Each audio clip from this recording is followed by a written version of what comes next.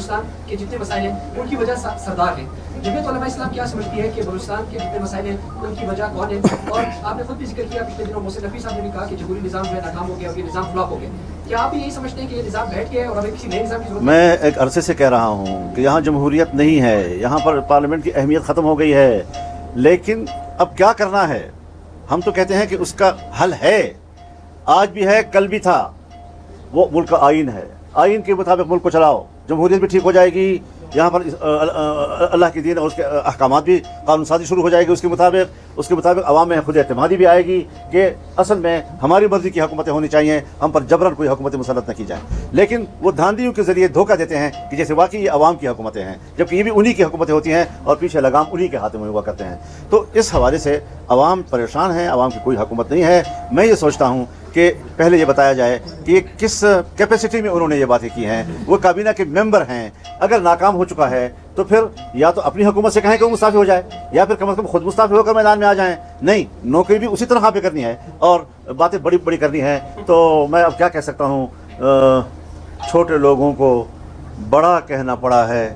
مجھ کو اکثر ایسی تکلیف کئی بار اٹھائی میں نے. مولانا صاحب, آئین کی بات آپ کرتے ہیں, 73 کے آئین میں بہت سی تبدیلیاں آئی ہیں, ترامیم آئی ہیں, پھر وہ آئین تو وہ نہیں رہا جس کی آپ بات کر رہے ہیں. دیکھیے, آئین بنتا ہے, آئین کا مقام جو ہے وہ یقیناً ایک بہت بڑے دستاویز کی ہوتی ہے, لیکن وہ قرآنی دستاویز نہیں ہے کہ اس میں کوئی تبدیلی نہیں کی جائے. تبدیلی کی بھی اپنے اصول اور ضوابط اس کے اندر ہیں, پارلیمنٹ اور اس کی 2/3 اکثریت سے.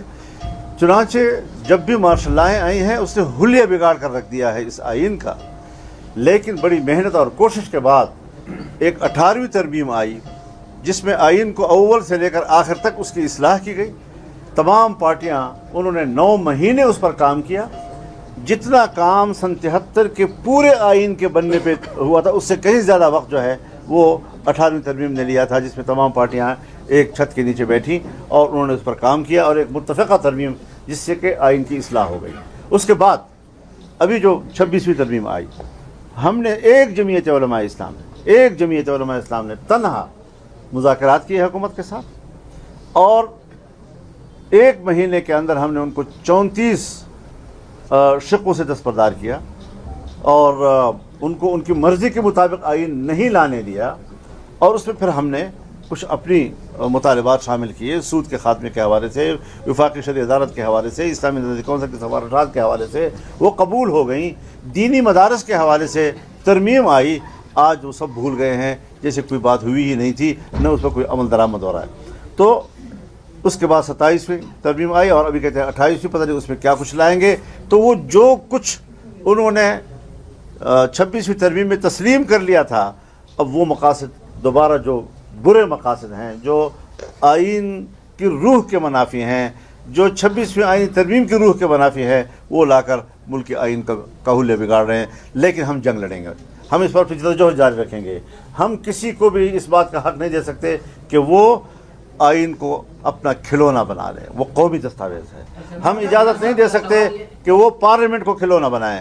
پارلیمنٹ آزاد ہے اور اس کو پورے اختیار کے ساتھ عوام کا نمائندہ بن کر سامنے آنا چاہیے. صاحب, آپ نے بار بار بات کی آئین میں ترامیم کی گئی, اپنی مرضی سے کی گئی, لیکن جتنی بھی ترامیم ہوئے وہ پارلیمنٹ میں ہی ہوتی ہیں. وہاں پہ پولیٹیکل پارٹیاں موجود ہیں, پولیٹیکل پارٹیاں وہاں پر ووٹ بھی کرتی ہیں, پھر باہر بات آ کر عوام سے آئین کی بھی بات کرتی ہیں. تو جب سیاسی جماعتوں نے ہی آئینی ترامیم کو منظور کروانا ہے تو پھر عوام کس کی طرف دیکھیں؟ ایک بات میں بتا دوں آپ کو, ذرا تھوڑا نوٹ کر لیں اس چیز کو. سیاستدان, سیاسی جماعتیں یہ ایک طبقہ نہیں ہے, یہ آپس میں حریف ہیں, ایک دوسرے کے مد مقابل ہوتی ہیں. لہٰذا جب ہمارا سیاستدان کمپرومائز کرتا ہے اسٹیبلشمنٹ کے ساتھ اور کمپرومائز کر کے وہ پھر ان کی مرضی کے مطابق 5 سال گزارتا ہے, اس کا ملبہ تمام سیاستدانوں پہ نہ ڈالیے. مولانا صاحب, یہ بلوچستان گورنمنٹ میں آپ کی پارٹی تیسری بڑی پارٹی ہے, کیا حکومت کی تبدیلی یا حکومت میں شامل ہونے کے بارے میں کوئی آپ سوچ رہے ہیں؟ اس پر تو صوبائی جماعت نے ہی پھر سوچنا ہوتا ہے, کیونکہ ہم اس قسم کے معاملات پھر پہلے صوبے کے حوالے کرتے ہیں. لیکن اس وقت تک فیصلہ یہی ہے کہ ہم حکومت میں شامل نہیں ہو رہے. وزیر اعلیٰ پاکستان نے آپ سے 2-3 دفعہ اسلام آباد میں ملاقات کی ہے, تو وہ کس حوالے سے ملاقات کی؟ اسی حوالے سے, لیکن ہماری جماعت ابھی اس نتیجے پر نہیں پہنچ سکی ہے کہ ہم شامل ہوں. مولانا صاحب بلوچستان کا ہمیشہ گلا رہا ہے کہ ان کی آواز بلند نہیں ہوتی. اب جب سینٹ یا قومی اسمبلی میں اسپیچ ہوتی ہے بلوچستان کے حوالے سے تو اس نمائندے کی اسپیچ جو ہے وہ سینسر کیا جاتا ہے, اس کی کیا وجوہات ہے؟ یہ تو آپ میری نمائندگی کر رہے ہیں, اس لیے کہ میری تقریر سنسر کی جا رہی ہے. بہت شکریہ آپ کا. مولانا صاحب, اس جو ہے نظام اس وقت ملک میں نافذ ہے, 2.5 سال میں آپ کی جماعت کیوں ایک مؤثر عوامی تحریک شروع نہیں کر پائی اس حکومت کے خلاف, اس رجیم کے خلاف؟ میرے خیال میں اس وقت بھی سب سے بڑی تحریک JUI کی ہے. جتنے ہم نے جلسے کیے ہیں, ملین مارچ کی صورت میں کیے ہیں, کوئٹہ میں کیا ہو, ہمیں پختونخوا میں کیا ہو, پنجاب بھی ہم نے پنجاب میں کیا ہے, ایک ایسے شہر میں کیا کہ جو نہ ضلعی ہیڈ کوارٹر ہے نہ تحصیل ہیڈ کوارٹر ہے, اور وہاں پر جو پبلک آئی تو وہ اب تک ہضم نہیں ہو رہی ان لوگوں سے. تو اس وقت بھی پبلک کی آواز JUI ہی ہے, اور سب سے بڑی اسٹریٹ پاور جو ہے وہ جمعیت علماء اسلام کو تسلیم کیا جا رہا ہے. صاحب یہ بتائیے گا مستقبل قریب میں کیا پاکستان میں بھارت نے جس طرح کاکروچ پارٹی نے کوئی تحریک چلائی, کیا آپ ایسی کوئی تحریک شروع ہوتے ہوئے دیکھتے ہیں جس کو نوجوان لیڈ کر رہے ہیں؟ دیکھیے, نوجوانوں کے اپنے جذبات ہوتے ہیں, لیکن سیاست میں ہمارے نوابزادہ نصر اللہ خان مرحوم فرمایا کرتے تھے کہ نئے چہرے یہ فلموں کی اصطلاح ہے, سیاست کی اصطلاح نہیں ہے. بہت شکریہ. تو جہاں تک ہے نوجوانوں کا تعلق, جوانی میں جذبات غالب ہوتے ہیں اور بصیرت تجربہ وہ ذرا کم ہوتا ہے.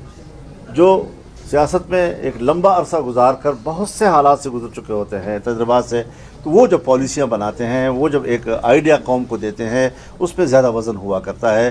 تو ہمارا نوجوان کو بھی یہ سوچنا چاہیے کہ ان کے جذبات کا احترام, وہ ہمارے آنے والے مستقبل ہیں, اور ہم اپنے مستقبل کو روشن دیکھنا چاہتے ہیں. تو ایک ایسا نوجوان کہ جس کے مستقبل وہ میرا مستقبل ہوگا, میں اپنے مستقبل کو ایک اچھا مستقبل بنانا چاہوں گا, اس کو روشن بنانا چاہوں گا, تو مجھے اس سے امیدیں وابستہ ہیں. اور میں چاہوں گا کہ ان کی جو جذبات ہیں وہ ضائع نہ ہوں, اور وہ جذبات کے رو میں بہہ کر ایسی تحریکیں کہ جس سے کے بعد جو آپ کی تجربہ کار سیاست ہوتی ہے, جن کو حالات سے گزرے ہوئے عرصہ گزر چکا ہوتا ہے, وہ پس منظر میں چلے جاتے ہیں, اس سے بحران میں پیدا ہوتی ہے. مولانا ڈاکٹر مالک صاحب نے آپ سے بھی ملاقات کی, اسلام آباد میں پرائم منسٹر سے بھی ان کی ملاقات ہوئی ہے.